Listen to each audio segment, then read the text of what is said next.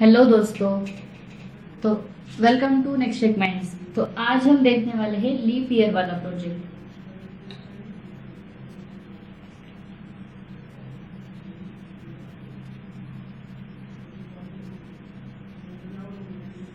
तो leap year में हम लीप ईयर क्या आपको पता है लीप ईयर क्या होता है?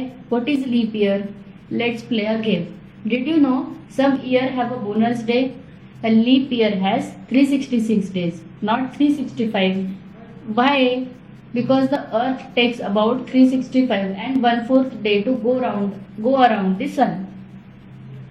Every 4 years we save up those extra 1/4 day and add them together to make one extra day in February. February में ही क्यों?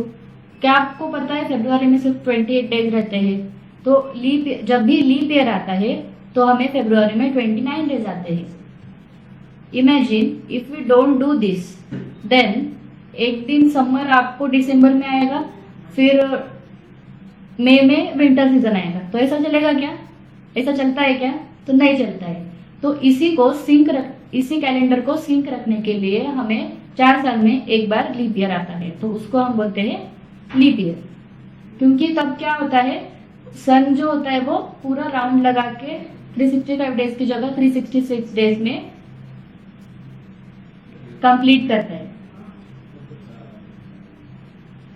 सो गेस करो what year comes after 2020 that is a leap year.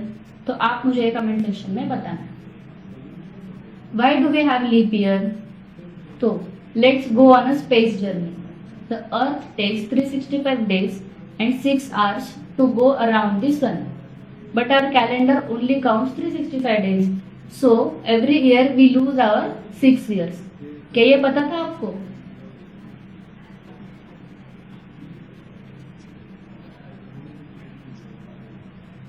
So did you know?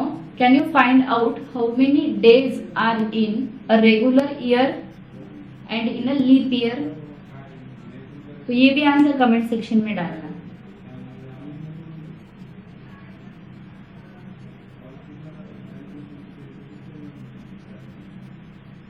So why does this matter?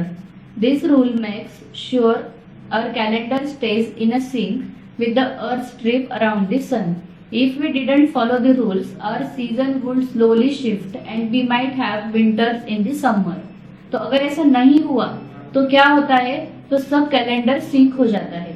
और ऐसा होने पर अगर summer की जगह विंटर और विंटर के सीजन में समर या फिर रेनी सीजन आ गया तो वो कैसा लगेगा आपको? वो अच्छा नहीं लगेगा। जो जैसा हमारा कैलेंडर है तो वैसा ही हमारा कैलेंडर सिंक रहता है लीप ईयर से, या फिर जो भी वो सर्कल कंप्लीट करता है सन 365 डेज या फिर 360 डेज में। इसीलिए 4 इयर्स में एक बार लीप ईयर आता है जो होता है February 29 को।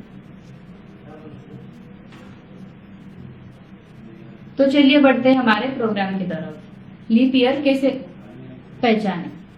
तो पहले एजब्लॉक्स ओपन करो, then select your Python project and then give your name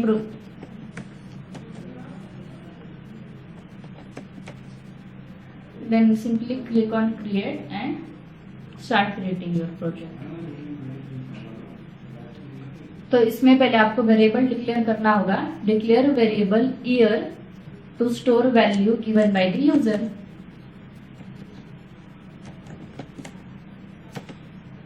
okay, then take that variable, drag and drop the variable on the code area।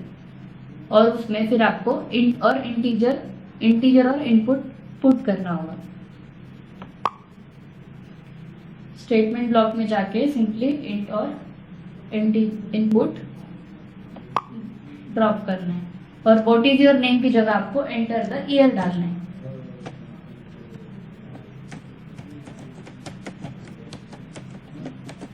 Okay, तो इतना हो गया। तो फिर से आपको डिक्लेयर करना है फंक्शन को।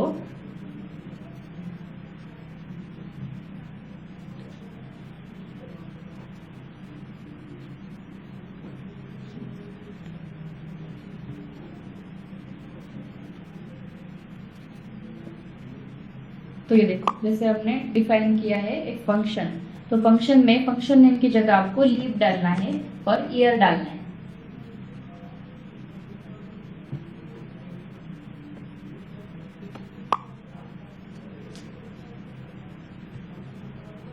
तो इसके बाद आपको इफ कंडीशन लेनी है।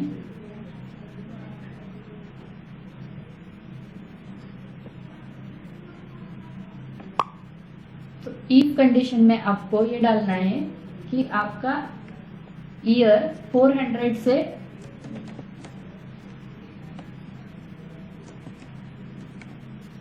इक्वल्स टू 0 डालना है उधर, और year percent 100 is not equals to 0 डालना है। पहले हमने क्या डाला है, ईयर 400 इक्वल्स टू 0 डाला है और बाद में year 100 is not equals to 0 डाला है, और फिर उसके बाद ईयर 4 इज इक्वल्स टू 0 डाला है।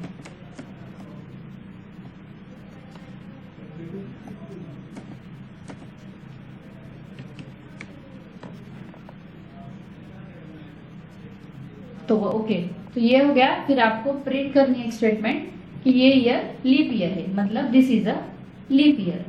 इफ कंडीशन में ही आपको प्रिंट करना है this is a leap year.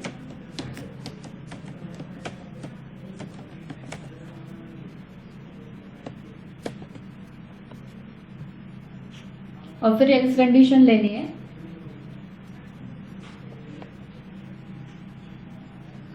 फिर एल्स कंडीशन में आपको this is not a leap year डालना है। ये क्यों किया हमने, क्योंकि हमें इफ और एल्स कंडीशन चेक करनी है। अगर हमारा ईयर लीप ईयर है तो इफ कंडीशन रन होगी, और अगर आपका ईयर लीप ईयर नहीं है तो एल्स कंडीशन रन होगी।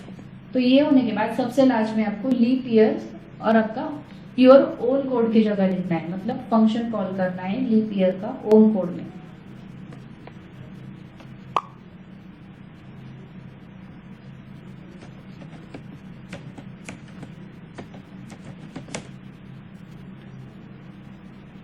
तो जैसे कि आप देख सकते हो अभी हमारा प्रोग्राम कंप्लीट हो गया है। तो simply click on the run option and see whether your program is correct और नॉट। अभी आपको ईयर डालना है। So this is a leap year बता रहे हैं। अभी समझ में आया आपको? फिर से एक this is not a leap year वाला प्रोग्राम देखेंगे।